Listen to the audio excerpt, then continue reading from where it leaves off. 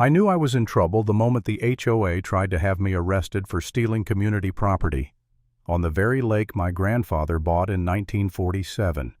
And when I locked my own gate to stop 12 strangers from partying on my shoreline, the HOA president screamed that I had violated her community rights. But nothing, absolutely nothing, prepared me for discovering she'd been making hundreds of thousands of dollars off my land behind everyone's back. I didn't move to Lakeview Meadows looking for trouble. Honestly, I came here for peace. I'd spent 15 years as a real estate attorney, then burned out early. My uncle left me his little house at the edge of town, tucked behind tall pines and a long gravel drive. The house itself was simple, but the lake. That lake was the piece of my childhood I thought I'd never get back. My grandfather bought those 3.2 acres in 1947. I learned to fish there, to sit still, to breathe. After everything I'd survived in my career, I just wanted quiet mornings, a cup of coffee, maybe a fishing line.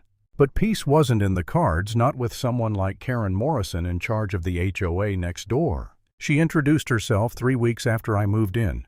She didn't knock politely. She marched up my porch like she owned the place, clipboard tucked tight against her chest, lips pressed together like she was about to scold a teenager for skipping class. "You're not technically in the HOA," she said, "but we expect all adjacent homeowners to follow our guidelines, to keep the community consistent." I smiled, said I'd keep my property clean but wasn't joining anything. She smiled back a thin, strained, "You'll regret this" kind of smile, and left. I should have known that was the opening move. One Saturday morning around 9:30, I drove back from the hardware store and saw smoke rising over the trees near my lake.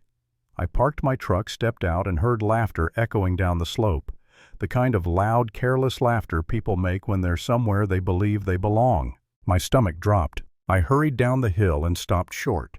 12 people were spread out across my land, coolers everywhere, fold-out chairs, a portable grill by the water, even a speaker blaring classic rock.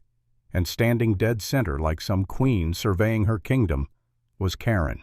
Pink cardigan, hair pulled tight, arms crossed. The camera on my phone was already recording when I said, "Excuse me, this is private property. I need everyone to leave."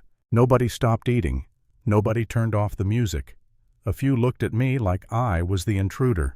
Karen turned slowly, wearing that same smug smile. "Mr. Brennan," she said loud enough for everyone to hear, "we've been waiting for you. As president of the HOA, I'm informing you that this lake is a shared community amenity." I almost laughed. "Karen, this lake isn't even inside your HOA. It's on my deed." She waved a dismissive hand. "It's been used by residents for years. Implied rights, established use, community expectation, you name it. Just because you inherited property doesn't mean you get to shut people out." Her audience murmured in agreement.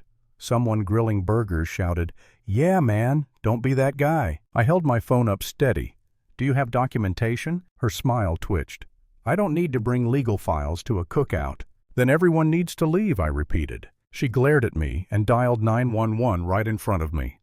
"You're harassing HOA members," she announced, making sure everyone heard. "We have legal access. You're obstructing community rights." "Please do call," I said. "I want this documented." 20 minutes later, Deputy Mark Hernandez stepped out of the patrol car, an old high school buddy I hadn't seen in years.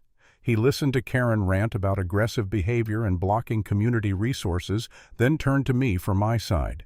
I showed him the deed on my phone, my grandfather's purchase, 1947, no easements, no shared rights, nothing. Karen suddenly had nothing to say. "Ma'am," Mark said, "unless you can show documentation, this man has the full legal right to ask everyone to leave." People packed up muttering. A woman hissed, "You're really kicking us out over a stupid lake." Karen slammed her car door. "You're going to regret this," she snapped. "An entire community stands behind me." I locked the old steel gate my grandfather built in the 60s, hung a fresh sign, "Private property, no trespassing." And as I walked back toward the house, my phone buzzed. A message taped to my door, "HOA violation."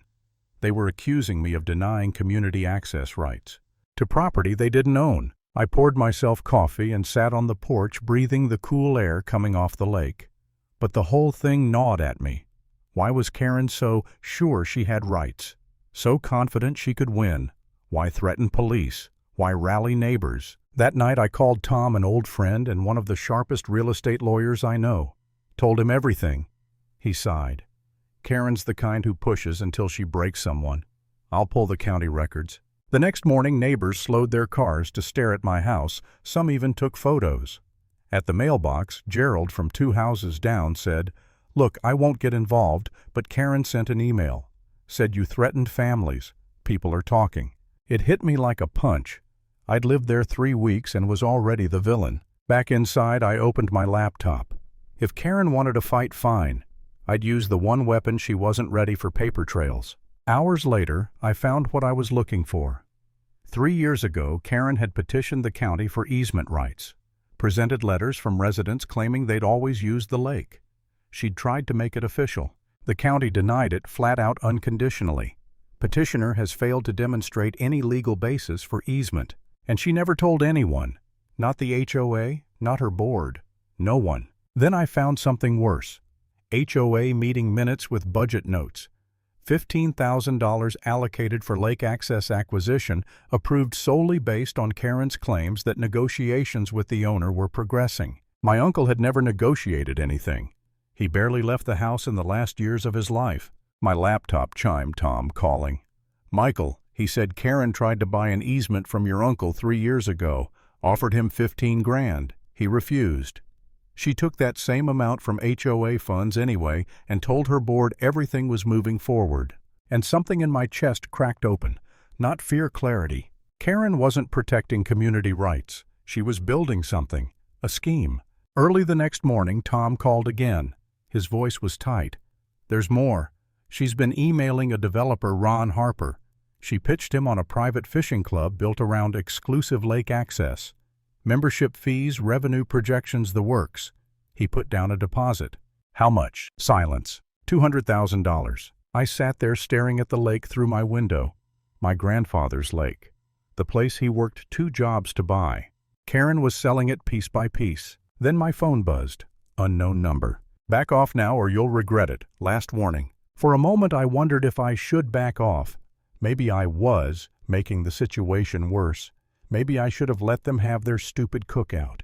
Maybe this wasn't worth the stress. I remember sitting at the table staring down at the message, feeling something. I hate feeling doubt. A tightening in my chest. That whisper of maybe you messed up. That heavy sinking feeling that you might be the villain without knowing it. But then I looked out at the lake again, my grandfather's lake. And I remembered how Karen looked at me that day. Like I was an inconvenience, a barrier, something to be removed. No, I wasn't the problem here. I screenshot the text and sent it to Tom. Add it to the file. The HOA called an emergency meeting a few days later. Karen strutted onto the stage with a county planning advisor who started talking vaguely about implied easements and established community use. Karen painted herself as the savior of property values, and painted me as some hostile hermit who locked children out of their beloved community lake. And the worst part? People believed her, until I stood up. I pulled out the county denial letter, held it high. "Karen, you filed this 3 years ago. You were denied. Why didn't you tell your community?" Chairs creaked. The advisor looked panicked. Then I said the line that shifted the entire room. "You've all been trespassing." And Karen knew it. People erupted. Karen yelled for order, but no one listened. That was the moment cracks started forming in her little empire. The next morning I got a knock at my door. Helen Martinez, the HOA treasurer, stood there holding a casserole dish and a stack of documents. She stepped inside and said quietly, "I checked the books. Karen can only account for $8,500 of the $15,000 she took for lake access. And she's approved over $12,000 more in unauthorized expenses." She shook her head, eyes full of betrayal. We trusted her. We spent hours comparing notes. Every signature, every invoice, every missing dollar. By evening, we'd formed a plan, one that would end this entire charade. The final HOA meeting came 2 weeks later. The room overflowed with more than 100 residents. Tension so thick you could taste it. Reporters sat in the back. Ron Harper himself flew in from Dallas, sitting front row in a tailored suit and a stormy expression. Karen arrived late, flanked by a lawyer and some smug guy who seemed hired to intimidate people. I didn't give her the chance. The moment the floor opened, I started the projector. Slide after slide. The 1947 deed. The boundary map placing the lake far outside HOA jurisdiction. The petition she filed. The denial she hid. Emails with Harper. Her forged approval letter stamped with a fake county signature. Gasps, whispering, people leaning forward as if magnetized. Then Harper stood up. Ms. Morrison approached me 18 months ago. She represented that the HOA had full legal access. She provided forged documents. I invested $250,000. I intend to pursue criminal and civil action. Karen crumbled. Her lawyer tried to object, but the room was already a storm. Then Helen stood and revealed the financial discrepancies. Missing money, fake receipts, unauthorized spending. Karen's face turned red, then white, then some color I've never seen on a human being. "This is a coordinated attack," she stuttered. He's manipulating all of you. He wants to steal your lake." I clicked the final slide. Her threatening text messages glowed on the wall. "Back off now or you'll regret it. Last warning. You made a mistake embarrassing me." The room went silent. Someone finally said what everyone was thinking, "Karen, what did you do?" And just like that, she broke, grabbed her purse, shoved past her own neighbors, and fled the room. Her lawyer followed. The HOA board voted on the spot to remove her as president. The district attorney received copies of every single document that night. And Karen Morrison's empire, her lies, her fake documents, her secret deals, her stolen money, collapsed like a rotten house of cards. I stood outside afterward, the night air cool on my skin, watching people trickle out in stunned silence. No celebration, no cheering, just the quiet weight of truth settling over a neighborhood that had finally seen what she'd done. And standing there under the streetlights, I felt something settle inside me too. Not triumph, not revenge, just clarity. Because in the end, the lake didn't need me to fight for it. The truth did. And here's the lesson. Bullies win when good people stay quiet, so don't stay quiet.